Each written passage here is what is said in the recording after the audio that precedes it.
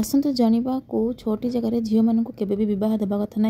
जदि आपणक घरे झील अच्छी ताहले यही कथा आपण शुणा निश्चित जरूरी अटे।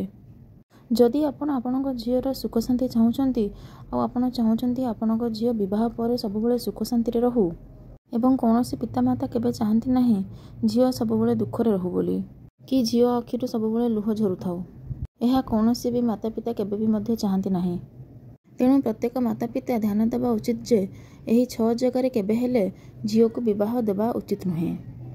नहेले माता पिता तांको जीवन जाक अनुताप करिवे।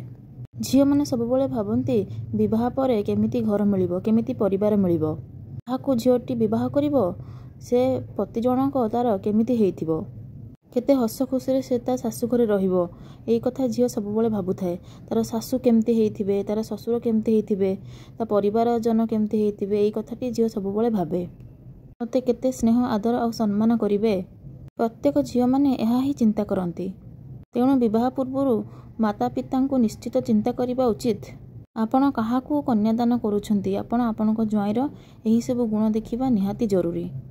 आपणक झील जहाँ पसंद करते ताहा आपणक ज्वाई पाखरे थिबा निहाती जरूरी। विवाह पूर्व प्रत्येक झीर माता पिता को यह भाविबा उचित एवं यही 6 जगार झील को केबे हेले विवाह दियंतु नाही। नंबर 1 बहुत पाखरे झील को केबे हेले विवाह दियंतु नाही। जेमितिका घर पाखरे घर 1-2 किलोमीटर दूर रे कि निज साई पड़िशा रे एभली जगार झील को केबे हेले विवाह देवा उचित नुहे। हेले काहेकि घर पाखरे विवाह करबा कथा नुहे कारण जदि 2-3 घर छाड़ी आपण विवाह करुछंते झीर ताले घरे जदि किछि भल पिठापଣା हुए किछि भल खाइबा तैयारी हुए झीर माँ झील को फोन करके बारंबार डाकिबो घर को बारंबार झील आसिले तार कौन हम जितेबाला झीर भाईटीर बाहागर हम जितेबाला भाउज आ ननद भितर भल संपर्क किछि रहिबनी। बारंबार जदि झीलटी ता बाप घर को आसे ताहले तार सम्मान हानि हम भाईर बाहागर पर। एटा होची निराट सत्य कथा। जेते दिन पर्यंत भाउज ननद को घर को डाकती सेते दिन पर्यंत भाउज ननदर संपर्क भल। जदि ननद बारंबार ता बाप घर को आसे ताहले भाउजर भल पाइबा धीरे धीरे ननद प्रति कमी जाए। एहीपरि 1 वर्ष 2 वर्ष पर दुहिंक मध्यरे कथा कटाकटी मध्य हो जाई थाए। तेणु बहुत पाखरे झीर विवाह करबा उचित नुहे। नंबर 2 बहुत दूर रे मध्य झीर विवाह करंतु नाही। बापा माँ एमिति घरे झीर विवाह कर दियंती कि झील को बाप घर को जीवाको हेले 2-3 दिन ट्रेन रे बसी ता बाप घर को जीवाको पड़िथाए। जदि एपरी परिस्थिति आसे झील को एकुटिया निज बाप घर को जीवाको पड़िथाए ताले झीलटी बहुत हैरान हुए एकुटिया जीवा पई एते दूररू। तेणु बहुत दूर रे मध्य झील को विवाह दियंतु नाही। नंबर 3 बहुत धनी घरे झील को विवाह दियंतु नाही।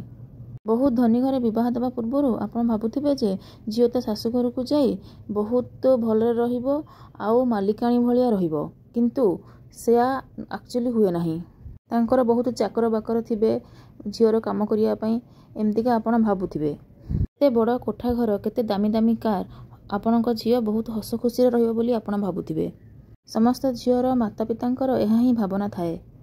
जदि झीर शाशु शशुर अति भल लोक होइथिबे कथा बुझिबा लोक होइथिबे ताहले आपणक झील तांको शाशु घरे बहुत भलरे रहिबो आ बहुत सम्मान मध्य पाइबो। किंतु बेले बेले एमिति होई थाए शाशु घर लोके बहुत धनी होइथिबारु शाशु घर माता पिता सेमाने कोन करंती झील घर को बहुत गरीब भाबंती आ भिकारी बोली भाबंती। एही परिस्थिति रे झीलटी कांदी कांदी ता जीवनटी बीती जाए किंतु से केबे मध्य भलरे एही परिस्थिति रे चली पारेनी।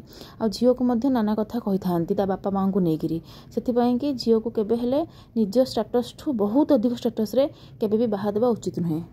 आ बेले बेले शाशुघर लोके बहुत धनी होइतिबारु सेमाने कहंती तुम बाप घर लोक कौन देइछंती जानी जौती करे कौन देइछंती तते। एही भली कथा शाशु घरे झील को बारंबार सबुदिन वर्ष वर्ष धरी सुनिबाकू पड़िथाए।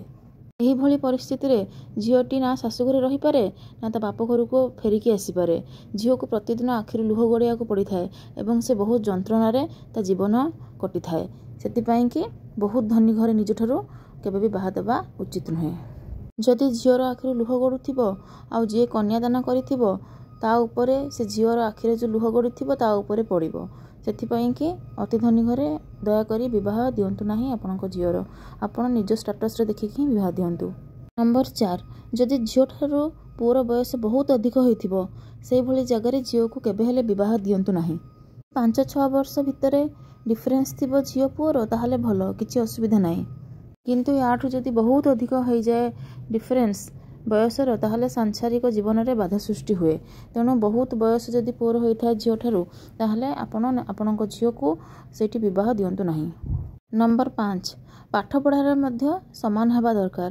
यदि झियो बहुत कम पाठ पढ़ी आ पुओ बहुत अधिक पाठ पढ़ी आ बहुत बड़ चाकरी करिथिबो ए भलिया परिस्थिति रे आपणको झियो को से जगह बिल्कुल बाहा दियंतु नाही। एभली व्यक्ति आपणको झियो को चाकराणी भली रखिबो एवं झियो को इज्जत दबनी कि सम्मान मध्य करिबनी आपणको झियोर। तेणु झियो जेतिकी पाठ पढ़ुथिबो तार सम्मान किंबा ताठू टिके अधिक पाठ पढ़ुथिबो एभलिया पिला देखिकी आपणको झियो को विवाह दियंतु। एहीपरि हेले दुहिंको बुझाबणा मध्य ठीक रहिबो।